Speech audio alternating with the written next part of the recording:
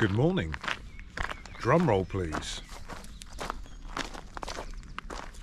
It's the halfway marker. Now, the Pilchard Inn is just over here. I stopped there last night, bought a pint, bought a pizza, went back to the bar, bought another pint, another pizza. I swear I could eat for England last night, but I purposely didn't come and look at the halfway marker. I wanted to see it for the first time when I actually crossed it. It feels like I've given half my life to this trail in the last sort of year. To only be at the halfway marker is kind of weird. But that surely must mean one thing. It's all downhill from here on in. They've used all the hills at the start. Let's go with that.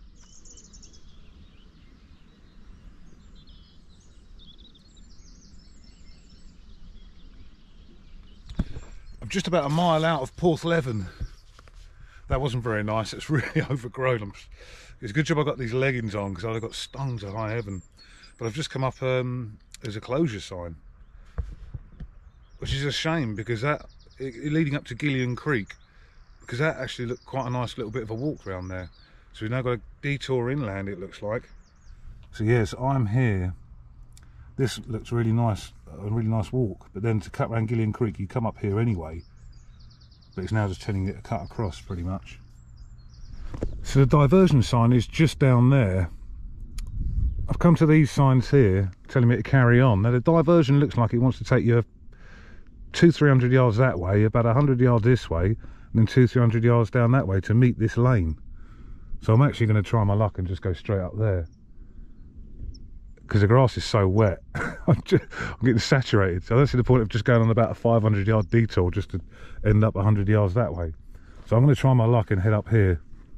It doesn't say private, it doesn't say footpath either, but it's early doors. I'm sure no one's about. So yeah, I'm going to try my luck up here. But this is the whole area they're cutting out because there's a bridge closed.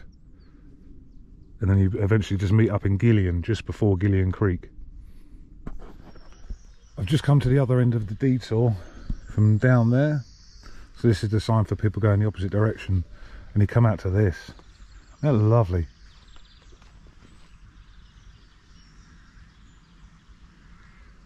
To be fair, the detour was quite well marked. There was only one bit I was a bit unsure about, but definitely take a picture of on your phone of this because it will help you along. I was fine. See, this is, am I saying this correctly? I can see it. So this is the track I took. I didn't bother going up here. I just went straight up there. I didn't see the point, really. And then you come around here and I got to this field and the sign looked like it was saying bear right, but so again I just looked at the thing, went straight on and then down here, so I'm now here. But yeah, when you get to this point, if it's still there, don't bother going around there. It's a waste of time. Just go straight up. It's the first gate you see on your left after you see this sign the other end. Okay, I'm jealous. I want that house. Lovely having breakfast in the morning. Just sitting there watching out over this.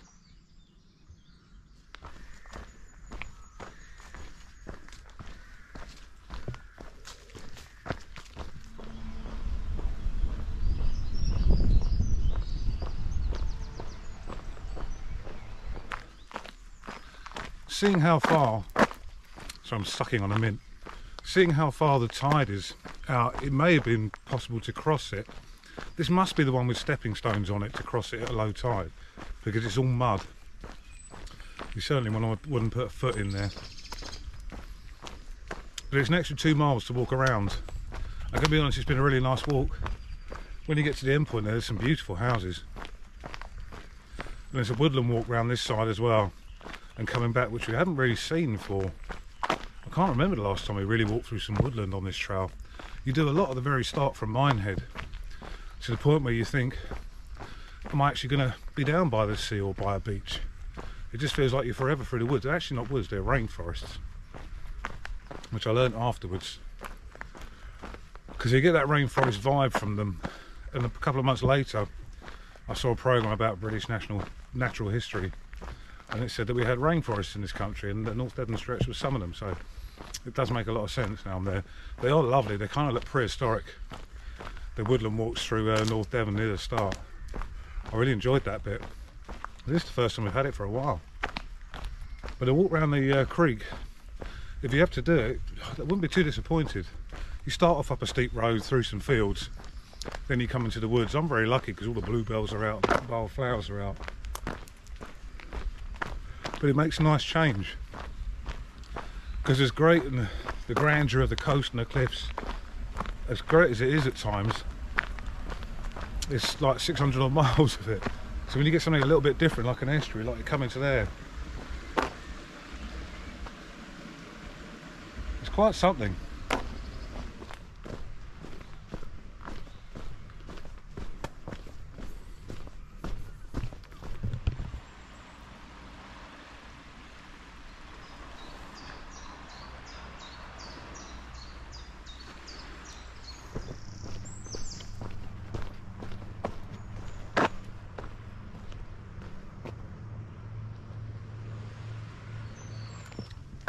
I think I'm just coming into Helford now. It's been about a mile or two maybe of just woodland walking. I didn't film too much through there because it was quite wet and slippery, a lot of wet roots. Having to sort of watch where I'm putting my feet. But I can just see some houses coming into view now, so that must be Helford.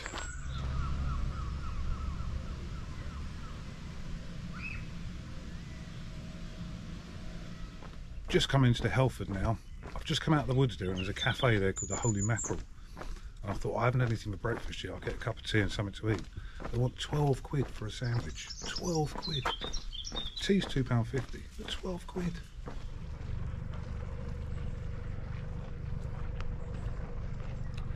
Standard. I've just got to the ferry and he's just pulled away. Typical. I knew that would happen. I'll just sit on the bench. While I'm waiting for the ferry, for your information, there's the board there, if you can read that.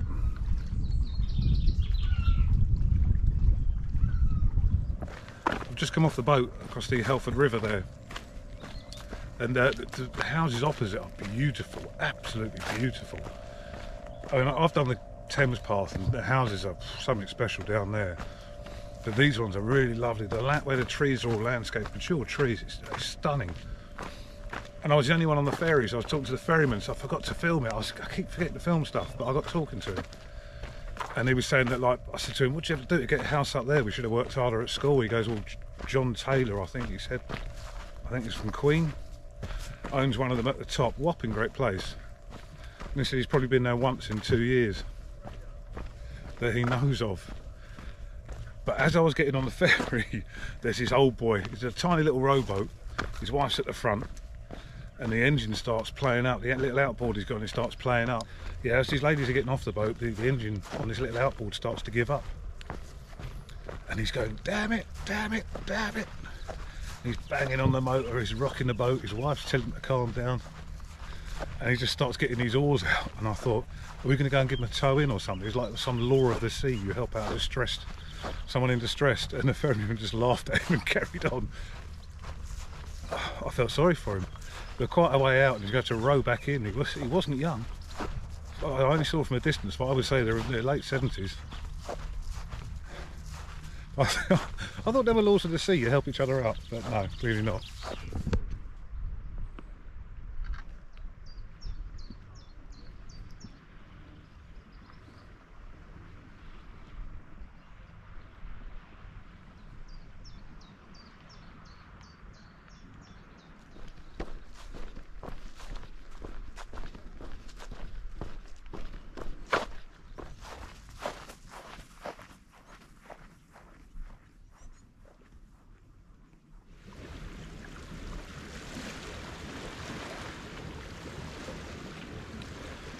I've got my own private beach for lunch. I'm about half a mile from Mornan Church, I think it is. And I've just had a really lovely homemade quiche from Helford. So before you get the ferry, there's a very small shop.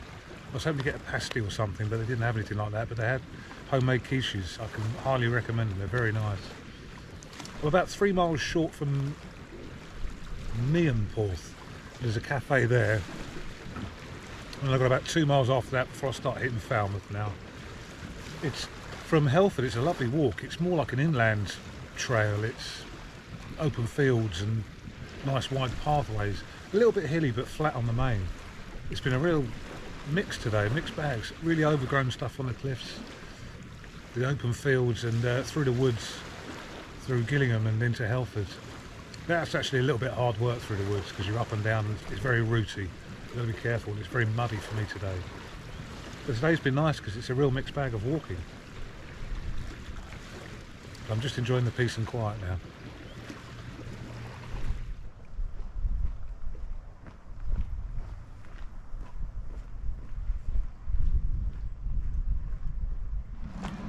I want to say the big sandy beaches that you get on the north coast of Cornwall, I haven't seen any yet on the south coast. They tend to be a lot smaller, not quite as nice.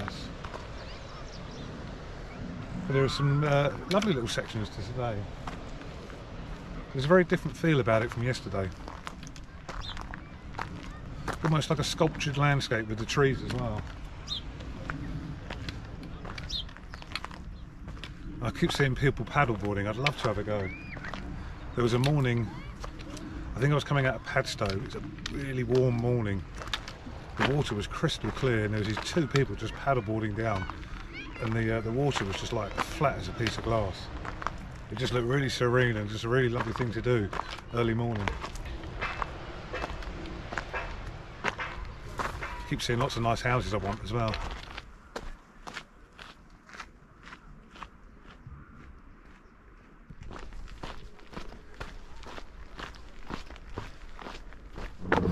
The walk out of Meanporth Beach into Falmouth is lovely. It's actually not that steep coming out and really flat coming to Falmouth.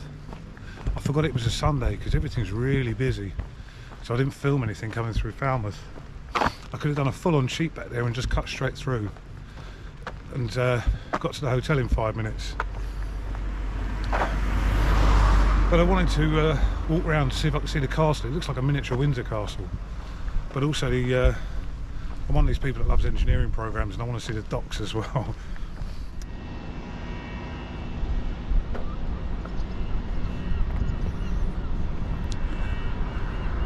Looks like a couple of military ships there, navy ships.